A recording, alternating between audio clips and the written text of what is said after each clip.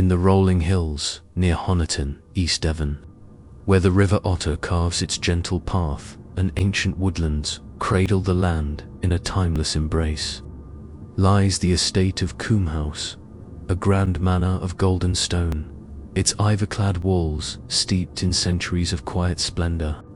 Amid its sprawling grounds, one of Devon's strangest apparitions haunts the shadows, the ghost of a headless pig, a spectral beast seen roaming at certain times of the year. This eerie figure, devoid of its head yet vivid in its form, drifts through the estate's lanes and pastures, a haunting born of mystery. Its presence a whispered enigma in the annals of Combe House, a tale of slaughter and sorrow echoing through the East Devon dusk. The story begins in the late 17th century, during the reign of William III, when Combe House stood as the jewel of the Popham family's estate, its halls alive with the clatter of feasts and the laughter of gentry. In 1698, Sir Francis Popham, a squire of 40 winters, ruled the manor with a stern hand and a taste for excess, his wealth drawn from wool and tenant rents. Known for his lavish hunts and grand banquets, Francis kept a sty of prized pigs near the estate's western pasture, their plump forms a boast of his prosperity. Among them was a massive sow, near 400 pounds, its bristled hide a mottled grey, its snout sharp and greedy, a beast he dubbed Old Meg for its size and stubborn will. Old Meg was a favourite, spared the butcher's knife for her prodigious litters, her grunts a familiar sound in the Combe stables. On a foggy October evening, tragedy struck, not by design, but by mischance. Francis, flush with claret after a hunt, rode his stallion through the estate, his temper stoked by a quarrel with a tenant over late dues. As he galloped past the sty, Old Meg, freed by a broken gate, ambled into his path, her bulk a sudden obstacle in the mist. Enraged, Francis drew his hunting sword and swung, aiming to drive her back. But the blade bit too deep, severing her head in a single, brutal stroke, her blood pooling on the lane as her body. Francis froze, his claret haze clearing to horror. The headless pig, a grim tableau at his feet. Old Meg's death a waste of his pride, her severed head rolling into the ditch. He buried her in haste near the pasture's edge, unmarked save for a mound of earth, and forbade his servants to speak of it, though whispers spread through Honiton, a squire's folly, a pig's curse. Within months, the haunting began. On moonless nights, shepherds and stable hands glimpsed a spectral pig, its grey form shimmering in the lanes near Combe House, its head missing yet its body vivid, trotting silently before vanishing into the mist.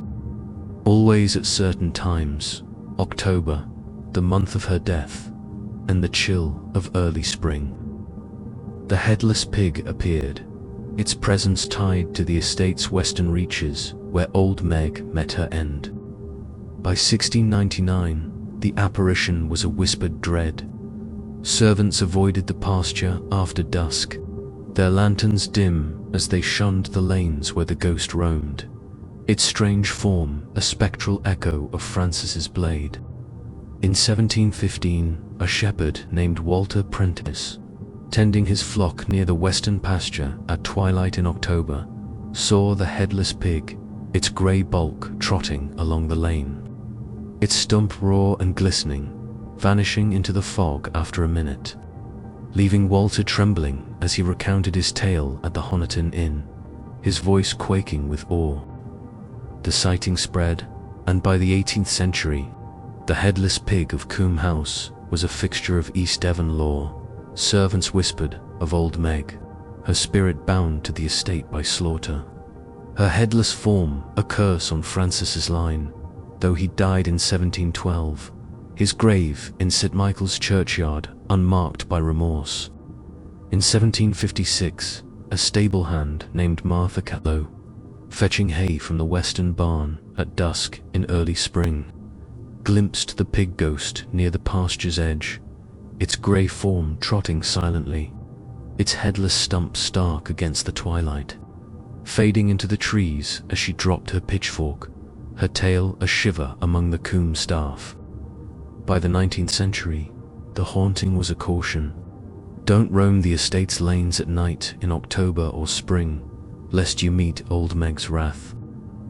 In 1823, a groom named Henry Cullumpton, tending horses near the pasture at midnight in October, saw it too, its grey bulk shimmering. Trotting along the lane, his lantern flickering as it vanished into the mist, his story whispered at the inn with a tremble. The haunting persisted into the 20th century, its strangeness undimmed by time. Always the headless pig, always at the estate's western edge, always in October or spring. In 1953, a gardener named Edgar MacDufford, pruning hedges near the pasture at dusk in early spring, saw the spectre, its grey form trotting silently, its stump raw, standing for a moment before fading into the trees, leaving Edgar with a chill and a scent of damp earth, his tale a whisper among Honiton's folk. In 1979, a tenant farmer named Grace Holberton, checking fences near the lane at twilight in October, glimpsed it, its grey bulk moving along the path, headless yet vivid, vanishing after a minute as the wind sighed through the oaks, her story a quiet echo in the village.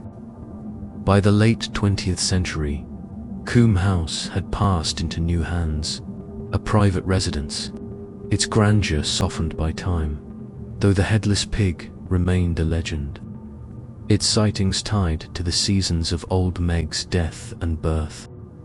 In 1995, a rambler named Nora Winslade, hiking the estate's lanes at dusk in early spring, saw the ghost near the western pasture, its grey form trotting silently, its headless stump a stark silhouette, fading into the mist as she paused, her camera failing to capture its blur, though the air carried a faint.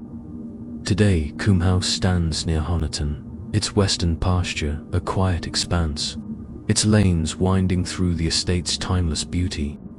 The headless pig of Combe House endures, one of Devon's strangest apparitions.